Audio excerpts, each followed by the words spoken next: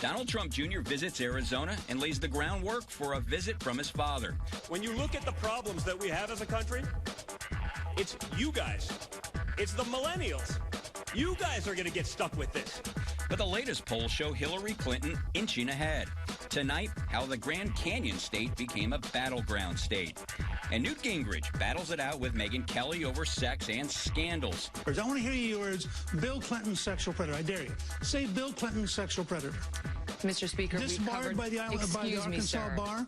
Plus, filmmaker Michael Moore says the battle is over. Trump's election is going to be the biggest ever recorded in human history. Why he thinks Trump has already won. Left versus right. Fox versus the Speaker. And Arizona in the spotlight. It's all part of Politics Unplugged. And good evening. I'm political editor Dennis Welch, and this is Politics Unplugged. And joining us tonight is the Democratic strategist Andy Barr and Robert Graham, chairman of the Arizona Republican Party, to talk about all of this and more. And I want to start with you, Mr. Graham. Yep. How did Arizona become a battleground state? I mean, it's been widely reported. It's a million times you've heard it's only gone Democrat once since Harry Truman was elected in 1948. It's 1996 when Bill Clinton won here. How'd this happen?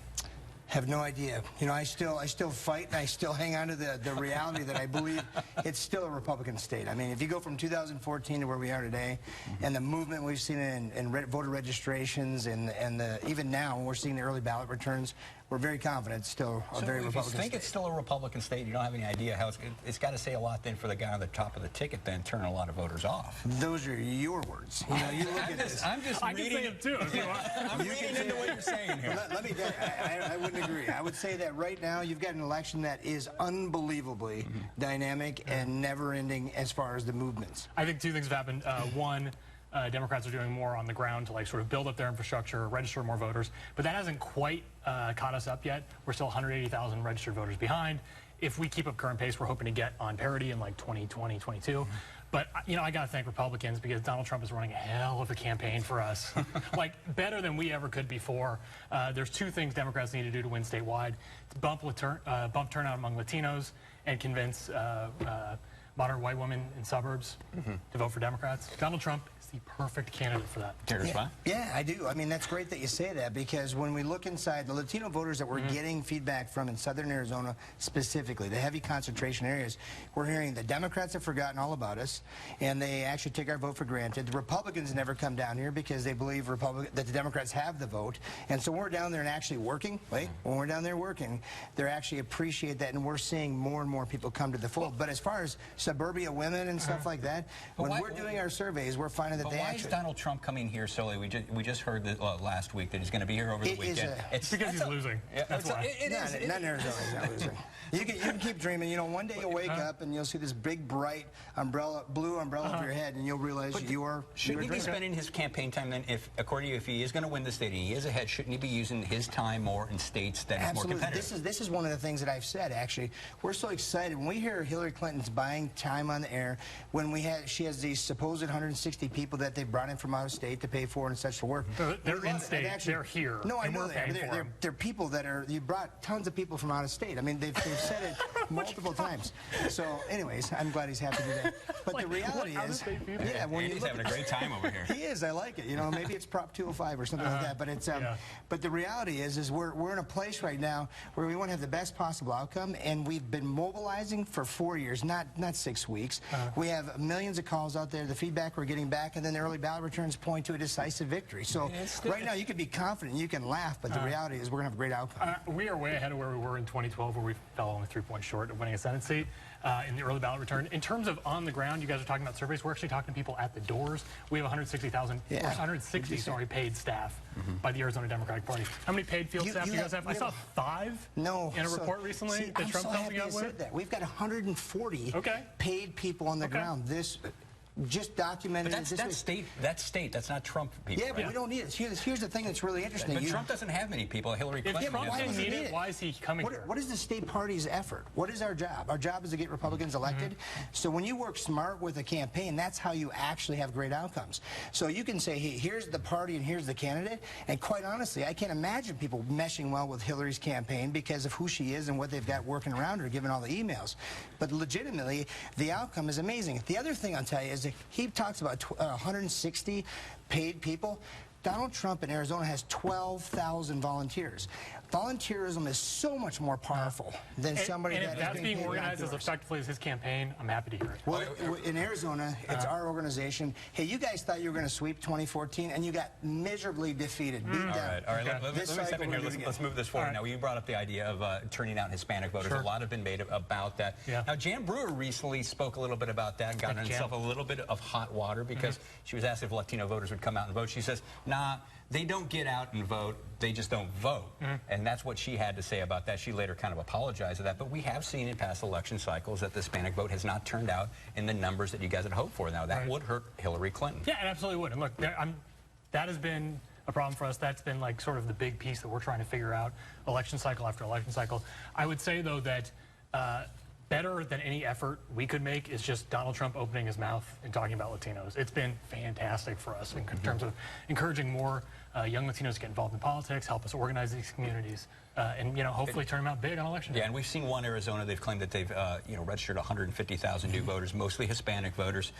That's got to be concerning for you because Hispanics are not voting for Donald Trump. When you look at when you see a wave of any party that's engaging in registering voters and getting them out, that is definitely, if you're on the opposite party, you take concern.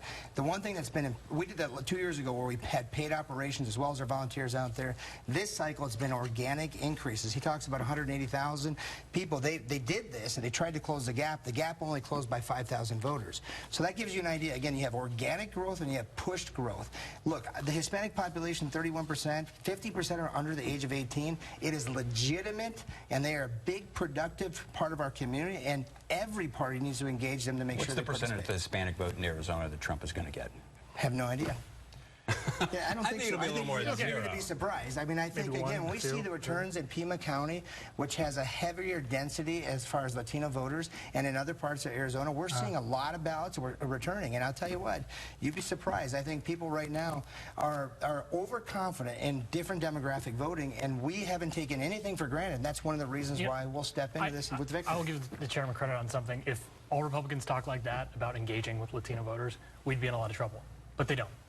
Well, both in Congress and both in the top of the ticket, that's not how they talk. We're doing it in Arizona, and we're talking about Arizona victory. And my job is to win our state, and that's why we're going to do it. Now, Trump's senior advisor last week was talking about a new campaign strategy, talking about ways, rather than earning more votes, the ways to dampen support and turnout amongst key groups. Here, I want to show you this quote here.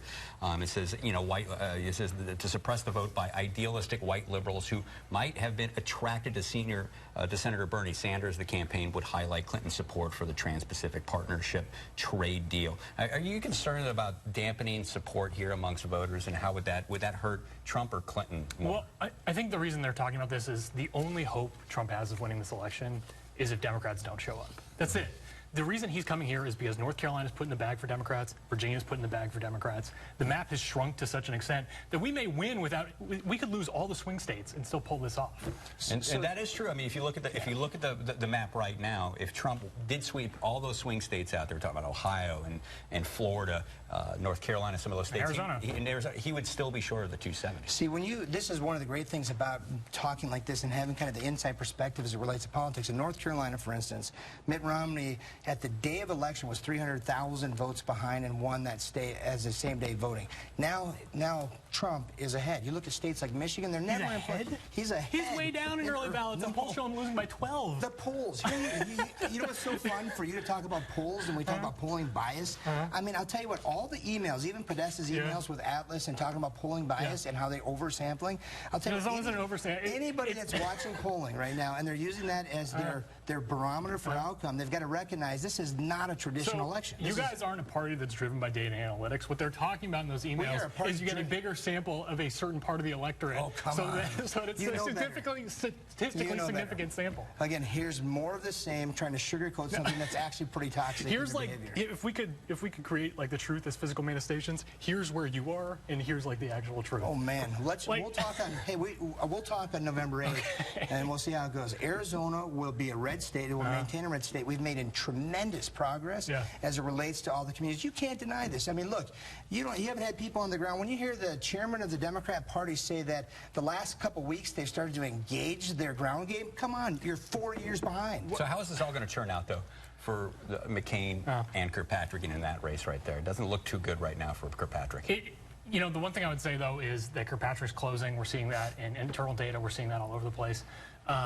You know, Trump and just the way that the bottom is falling out from here in this state is helpful for Ann. One of the big different dynamics in that race is there's not a libertarian. There's not a place for, like, disaffected and delusional Republicans to go, or sorry, disillusioned Republicans to go. And so, you know, that's one problem for Ann. That said, there's a good chance that not enough Republicans just show up. And if they're really that sort of disheartened by the I'll just tell you. I mean, back to reality here. So we've got Senator McCain's going to win. Senator McCain, he did very well in the primary. He does well with independents, and he does well with swing Democrats. The numbers are very consistent in his favor, up to 17 points now. So we can talk about closing everything, but the reality is we will maintain both our U.S. Senate seats in Arizona. And one last quick question. Another huge race everybody's going to be watching here in Arizona, across the country, is Sheriff Arpaio. Right. Is he going to win or lose? This is the mission on the ground. So the whole goal is for victory. So our calculus right now suggests that he is going to win by a fair, decent margin. I mean, it's not going to be the overwhelming kill shots that he's done in the past. This is going to be a tough election. In Maricopa County, we start down 100,000 voters. Right. The fact that it's even close is an embarrassment for Republicans. And if we're going to win, that is a big, big deal. It signifies a huge change in the state. Right. Embarrassment from Republicans. I love these comments. You got outside guys like Soros spending over $2 million against Sheriff Joe. And so Republicans don't get any outside money? He's doing a good job. All right. I got to cut the conversation up here because we do have to take a quick break. But we have lots more to come on Politics Unplugged. Still ahead, Fox News claims to be fair and balanced, but one prominent conservative takes a very different view.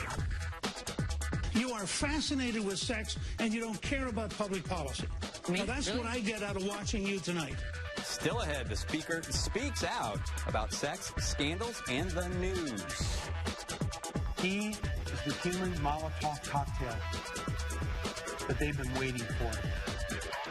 And filmmaker Michael Moore says Donald Trump will be the winner on Election Day. Why he says voters will turn a protest into a president. Next on Politics Unplugged.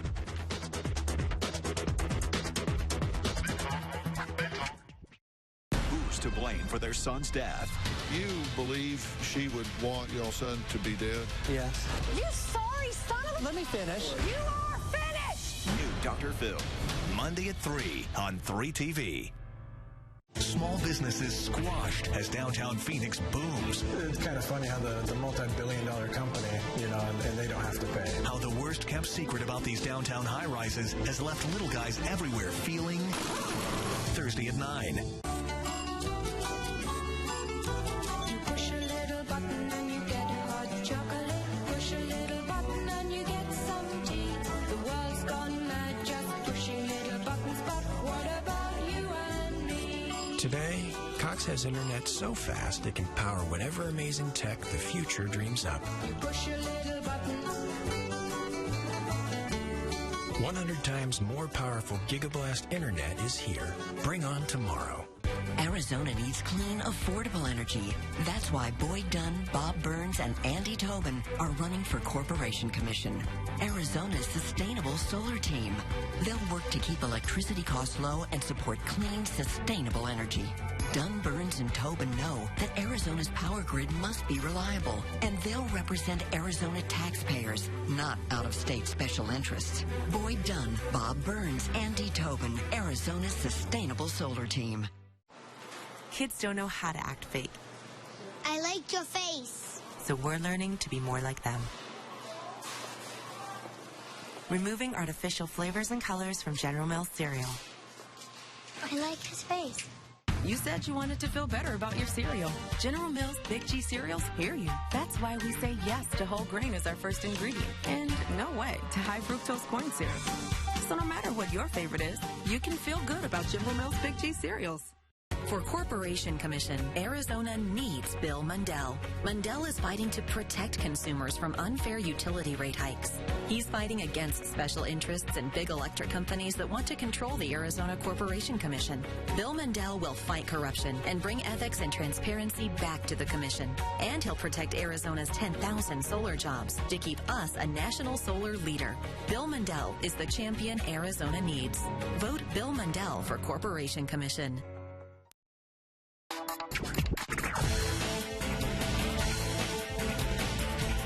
And welcome back to Politics Unplugged. It's now time to talk it out with our partners from First Strategic. With us today is Steve Roman and Barry Dill. Guys, let's just start. We've been talking about this for a long time. Who's going to win? Hillary Clinton, Donald Trump in Arizona? We'll start with you, Barry, the Democrat. I believe Hillary Clinton will win. I think this has all the earmarks of the 1996 campaign.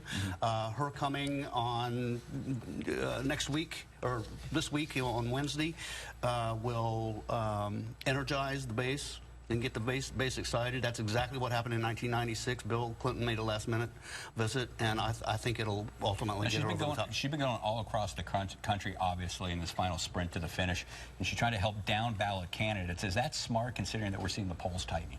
Well, I'll go back to your first question, because I got to tell you, I would have probably said that she was going to win until the bombshell hit on Friday with regards to the FBI investigation or the continued investigation. And I got to tell you, until But there's a few more questions about that, because now we're starting to hear that it may have something to do with something else, potentially. Anthony Weiner, the former New York congressman, who can't help but tweet out pictures of things. Let me finish. What it is going to do, it's going to say she's still being investigated.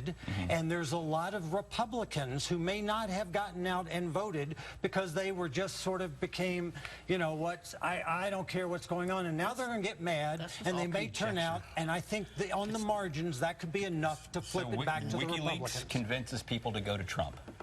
No, WikiLeaks didn't. But I mean, it feeds into that narrative about the Clintons, about that there's out to serve themselves. It does not dismiss the fact that Donald Trump is a sexual predator, that he's a racist, that he demeans military families. It doesn't change. It doesn't change any of that. Does this turn out for Hillary? Though? It could. Yeah. Yes, it could. It doesn't help. Let me say that. I don't know if it helps or not, but it doesn't help. This is a big deal, and what we're looking at right now is we're looking at on the margins, because we have two extremely flawed candidates. They're both awful in my view, and there's a lot of people that feel that way. And the last worst news, and right now this is the most recent worst news, could have some impact on the way people vote. Can I reply why it doesn't matter? Sure. Because I brought a map, okay? I saw that. You brought a prop. I brought a map, and on this map, I redid the map to where Trump would win North Carolina, Florida, Ohio, Iowa, Arizona, Utah, and Nevada, and Hillary would still win with 272 electoral votes. Yeah, that's why it doesn't matter. Hold this up. 1/3 of all of the electorate have already voted. 20 million people have already voted. 54% of which are women who favor Hillary Clinton by 20 points. And Barry is absolutely right. That is her saving grace right now, is that so many people have already voted. But I will tell you, there's a lot of people that haven't voted, and they're waiting right now to see what happens. And on Election Day, some of those items on those maps, some of those states can change because they're within the margins. Let's talk a little bit about the polls. Now, we've seen a wide spread here on the polls. I know the AP had a poll out, a national poll that showed Clinton up by 15 points. USA Today's Suffolk poll gives Clinton a 9-point lead there, 47%, 38%. Gary Johnson coming in at 4%, and Jill Stein at 2%. And Fox News shows Clinton with just a 3-point lead. Now, how confident are you guys that this race may be over, Barry? I'm fairly confident. The polls vary in a big way. You had that discussion just a little bit ago. But let's keep in mind that Barack Obama only won by 4% 4 years ago. Yeah. Okay, 4% that's a big victory. It is a big victory when you're talking about a country of 300 million. That's correct. You had an ABC poll that was a tracking poll that started out at like 13 or 14 at the beginning of the week, and then Hillary had a very bad, horrible, terrible, bad week, and suddenly that poll started declining. The polls change. Yeah. And they change up until election day. Okay, but there is one Clinton supporter out there, at least one high-profile Clinton supporter out there, filmmaker Michael Moore, who thinks this race is already over. Here he is explaining. Whether Trump means it or not is kind of irrelevant because he's saying the things to people who are hurting. And it's why every beaten down, nameless, forgotten working stiff who used to be part of what was called the middle class loves Trump. He is the human Molotov cocktail that they've been waiting for. The human hand grenade that they can legally throw into the system that stole their lives from them. You think he's right? I think that is a very small snippet of an hour and 20-minute movie. And I saw him actually interviewed on this yesterday where he said, the Trump campaign is putting this out and telling people to go look at my clip. The problem is, when they look at my clip, they're going to see my entire movie where I say the worst thing you can possibly do is vote for Donald Trump. And you've heard a lot of talk this year about the angry voter out there, but I'm looking at polls showing Barack Obama favorability at 55%. People are making more money. People like the direction of the country. What do you think? I think Michael Moore is very smart, and I think this was a message to Democrats not to become complacent, or else you're going to get stuck. All right, with Donald Trump. Okay, we're going to have to take a break right there. We got lots more to talk about here on Politics Unplugged. Just ahead, here's a switch, a week where Donald Trump stays on message, but his surrogates don't. I'm sick and tired of people like you using language that's inflammatory that's not true. Just ahead, distractions on the right, here on Politics Unplugged.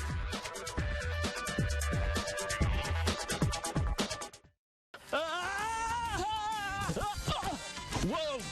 Prices really must be falling at Express Flooring. Call now and save 67.5% on in-stock flooring. Plus, the installation of new carpet is free. Call 800-EXPRESS. Where should you start when you're told you have cancer? Start with a specialist. Start where you'll find advanced technology, precision treatment options, and truly compassionate care. Start here with a team of experts who treat only cancer. Every stage, every day. It's not one thing we do. It's the only thing we do. Start at Cancer Treatment Centers of America in Phoenix. The evolution of cancer care is here. Learn more at cancercenter.com/experts. Appointments available now. If you like Jeeps, you'll love Sullivan Motor Company's Jeep Mania. Hard tops, soft tops, lifted, custom wheels, bumpers, lights, and winches. We've got it all. Dozens to choose from. Pick your Jeep and customize it just how you want it on site. Plus a 3-month or 3,000-mile warranty on all vehicles in stock. And 0% financing OAC. Get $3,000 minimum for your trade. That's only at Sullivan Motor Company's Jeep Mania. Going on this weekend. It's not uncommon for autistic kids to flap their hands. And so when I saw that, that was completely disqualifying. I'm a Republican, but this election is so much bigger than party. My son Max can't live in Trump world. So I'm crossing party lines and voting for Hillary. I don't always agree with her, but she's reasonable and she's smart. She can work with people to solve problems. I want to be able to tell my kids that I did the right thing when it really mattered. I'm Hillary Clinton, and I approve this message. Never gonna fit inside that box. Gonna keep my imagination running wild. We gotta do anything we're told. We go big, we go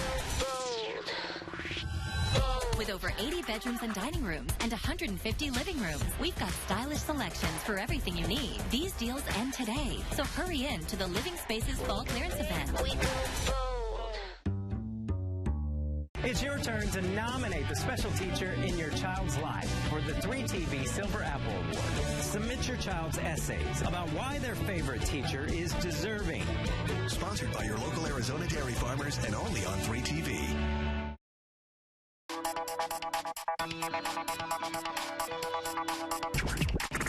We have to to protect our workers. And we have politicians, either they don't know how to do it or they're taken care of by special interests or whatever. But we're not going to let our jobs go. We're going to bring tremendous number of jobs back into this area and back into our country. That's what's going to happen. That is Donald Trump in Ohio this past week, and he's staying very much on message, focusing on jobs and the economy. Welcome back to Politics Unplugged with more from our partners with First Strategic and Steve Roman and Barry Dill. And let's, move away a little bit from Donald Trump, and let's talk a little bit about his son. His appearance here, was it important? Is it going to matter in the big grand scheme of things?